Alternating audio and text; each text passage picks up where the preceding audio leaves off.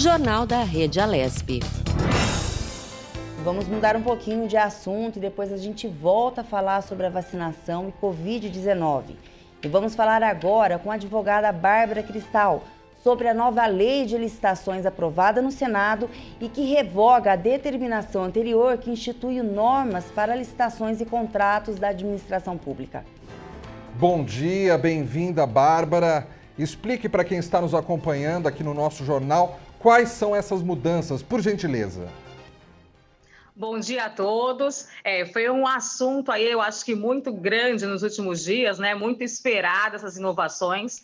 E o que é importante a gente saber, né? Que a gente tem em média aí 20 itens que modificaram, né? Entre uma legislação antiga e a nova. Mas o que é mais importante a gente perceber é que teve um avanço muito grande, né? Relacionado à questão de compliance, né? Integridade, principalmente sustentabilidade. Então, realmente serão mudanças muito interessantes e tem um avanço muito grande em relação às melhores práticas aí mundiais. Então, esse é um primeiro arcabouço, né, que eu acho que é fundamental a gente pensar, principalmente em relação a contratações acima de 200 milhões de reais. E, claro, também tem aí alguns itens, né, relacionados a sanções que também tiveram um aumento muito grande.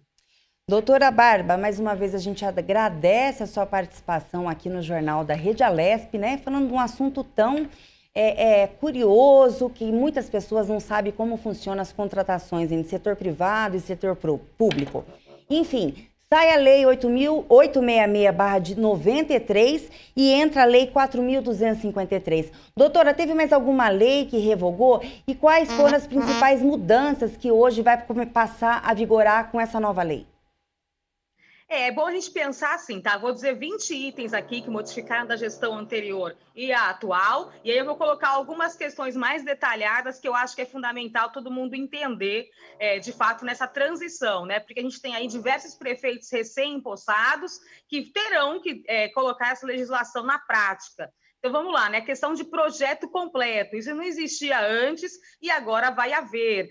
Outra coisa fundamental, a matriz de risco, né? E nós não podemos ser inocentes. Não adianta a gente pedir, né, para uma empresa privada fazer uma análise de gestão do risco em relação até desapropriação, se o setor público não estiver preparado para avaliar essa matriz de risco e entender se realmente aqueles indicadores são fidedignos e eles permitem a execução da obra, né, ou da contratação. Isso também é importantíssimo, tá?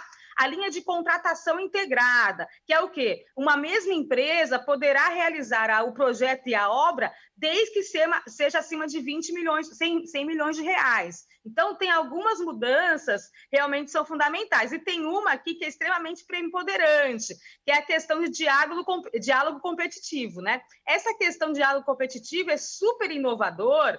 E tem dois lados, né? Tem a visão de que o diálogo competitivo ele traria aí uma mitigação de risco da corrupção. No entanto, ele tem que ser muito bem realizado, tá? É para favorecer que as empresas possam ter um diálogo melhor, né, com o pregoeiro, com o licitante, né, com os servidores públicos e mais do que isso, que ele atenda a necessidade, fique claro qual é o projeto e como será dada a execução. No entanto, ele tem que ser gravado, ele tem que ter ata, então tem todo esse arcabouço, né, de materialidade para mostrar que não teve nenhum crime de gênero corrupção durante esse diálogo competitivo. Então, com certeza, isso vai ser um grande diferencial, né? E mais do que um diferencial, vai ser, de fato, um desafio para o setor público que ainda está atuando em relação à transparência, audiências públicas, orçamento participativo, né? Aqui também fica uma linha que é importante a gente entender, que é um aumento do controle social, né? Tem toda uma questão de você empoderar o controle social. E outro ponto que é fundamental para quem está olhando essa lei é a linha de compliance. Por quê? As empresas, né, acima de 200 milhões de reais, elas podem participar do CETAME, mesmo sem ter integridade pública constituída, né? O programa de compliance ou o programa de integridade. No entanto, uma vez que a empresa seja escolhida, ela tem durante 6 meses o tempo para criar esse organismo interno, né? Que seria um programa de compliance ou um programa de integridade. Então, tudo isso é novidade. É claro que muitas empresas hoje que fazem grandes contratações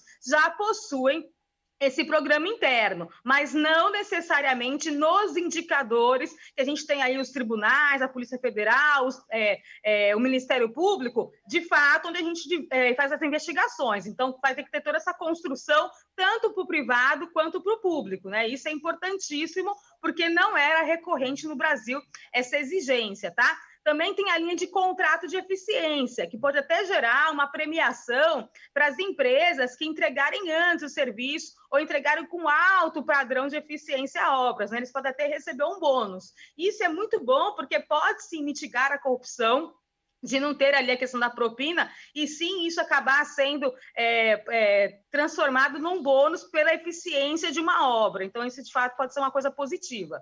E também tem uma outra questão, tá, que é em relação ao procedimento de manifestação de interesse, que é o quê? O governo ele pode permitir que as empresas demonstrem, né, que elas podem participar de concorrência em relação às obras e os vencedores disputarem entre si. E uma própria empresa pode participar da mesma disputa. Então, assim, são muitas novidades que não estavam, né, no dia a dia do setor público, que eu acho que ficou bem interessante, tá? Tem outras questões relacionadas ao orçamento, critérios de seleções relacionados a atestados muito exagerados, exigência de experiência e comprovações em relação de saúde financeira, que deu uma modificação também, que é importante, né, que as pessoas se aprofundem nisso, principalmente quem vai participar dos certames, tá? A área de tecnologia aqui é fundamental, porque a gente teve um avanço muito grande em relação à tecnologia, e às vezes essa experiência com o setor público, ela ainda não é tão real. No entanto, pode-se ganhar premiações internacionais, pode-se ter aí muitos contratos no setor privado, então esses atestes,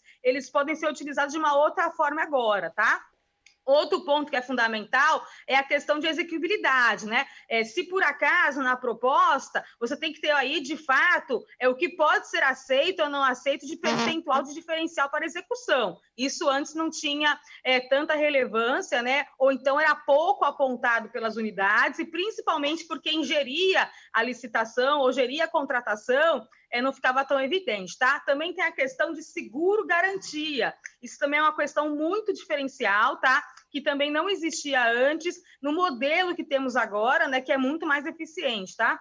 Doutora e também Bárbara, mudou bastante a questão das hipóteses de dispensa. Pode falar. Doutora Bárbara, eu estou aqui ouvindo as suas explicações. É que são muitas diferenças. Exatamente. E às vezes tem alguns termos técnicos também. Então eu fico imaginando o espectador em casa, né? Às vezes a gente tem um pouco de dificuldade para assimilar tanta mudança e tanta informação. Quando a senhora falou sobre diálogo competitivo, o que a senhora está querendo dizer exatamente? Seria ali uma conversa entre todas as partes envolvidas? Explica um pouco melhor isso para a gente, por gentileza. O que é importante a gente pensar é que, assim, antigamente, a licitação, né, você tinha lá o pregoeiro, você tinha lá, às vezes, um pregão presencial, né, ou um pregão digital, e aí o que acontecia é que muitas empresas elas não tinham como cumprir um contrato, né? Uma empresa falava, eu tenho 100 ambulâncias, eu tenho 200 médicos, e aí no papel se aceita tudo, e na prática isso não era real. Então, quando ia para o presencial, também tinha muito o conluio entre empresas, né? As empresas combinavam antes como se daria a contratação, e às vezes para o setor público, né, dependendo de qual localidade, ele ainda era inexperiente para entender que aquilo ali existia um acordo anterior, né? Então, acabava passando muitas questões de fraude, irregularidade nessas contratações, tá? Com o diálogo competitivo, fica muito mais evidente, né, o interesse de todas das empresas, o interesse dos representantes das empresas durante a contratação, fica muito mais claro se eles conseguem executar ou não, né, uma obra ou então uma entrega de um serviço. E assim, o setor público ele pode fazer perguntas, ele pode dialogar de uma forma muito mais próxima, que antes isso acontecia, só que isso acontecia pelo viés de corrupção, né? Que era o quê? Pelo viés de corrupção. Doutora... Então, esse é o grande diferencial, né? Ô, doutora, e quais... hoje você... Desculpa. Pode falar. Pode terminar. Não, pode terminar. Então, o que acontecia é isso. Então, o que acontece agora é que você mitiga essa questão da corrupção, diminui a questão do colunho e você tem o setor público participando muito mais das conversas para a execução ser real, né? Para que se tenha aí, de fato, uma efetividade da ação. Isso não acontecia antes, tá? Eu, como minha linha é combate à corrupção, eu fico muito feliz com isso. Por quê? Porque, de fato, isso, apesar de ter alguns riscos, que é o quê? Às vezes você pode ter os servidores ali participando, talvez, de uma corrupção também, mas é bem menor do que era antes. Parece que a gente ouve algum probleminha aí com a conexão da doutora, Sim, mas esse Fábio. assunto é muito interessante, até porque ela está querendo dizer o seguinte: com todas essas mudanças, visam, entre outras coisas, combater a corrupção. As coisas têm que ficar muito mais claras, tem que ficar claras até para que a própria população possa ter acesso às informações e fiscalizar isso melhor, né, Lilian? Para você ter uma ideia, a lei antiga de licitação era de 1993, e hoje a gente está em 2020. Imagina quanta coisa, a tecnologia, tudo mudou, né? E a lei continua muito antiga. Vamos ver. Doutora, está nos escutando? Não, ela não está nos escutando. Ainda não. Começo dos anos 90, não estava nem disseminado a internet ainda no Brasil, né? Ela estava engatinhando. Então, realmente, de lá para cá, houve muitas mudanças. E uma das mudanças justamente agora é que vai ser tudo por meio eletrônico, né? Por causa da tecnologia, não tem por que ainda ser papel, vamos se dizer, né? Exatamente. E aí a gente espere, pelo que a doutora está explicando aí, que esse processo, sendo feito de forma eletrônica, pode ajudar a combater melhor a corrupção. Doutora Bárbara, a senhora já nos ouve aí bem? Sim, ouço sim. Doutora Bárbara. Eu queria só deixar um ponto Oi, que eu pode acho que é importante, é que essa questão de relação ao diálogo competitivo, eu estava ouvindo vocês, né? Já tem empresas que são pré-selecionadas anteriormente para participar desse diálogo, né? Então, assim, é importante que a população que está assistindo a gente entenda que a população também pode mostrar que existe uma irregularidade, uma fraude, uma licitação e pode sim impugnar, tá? Pode fazer a denúncia, pode também procurar observatórios sociais, as ouvidorias públicas. Então, existem diversas possibilidades, inclusive o Ministério Público, o Tribunal de Contas, que se a população percebe que, apesar de toda essa mudança de legislação, ainda está acontecendo irregularidades, que hoje ela tem, até a legislação, ela exige, né, ela promove um pouco isso, essa participação muito mais intensa do controle social, que é fundamental. Doutora Bárbara, a senhora podia estar explicando para o telespectador, como o Fábio mesmo disse, né? Ele não entende muita coisa e, principalmente, a lei de licitação para uma empresa privada poder prestar serviço, né, para o governo. Ou seja, o dinheiro público que está sendo usado aí, o nosso dinheiro. Quais eram as modalidades de licitação que nós tínhamos antes, com a antiga lei, e quais as modalidades novas que surgiram devido à atualização, tecnologia? A senhora poderia estar explicando isso?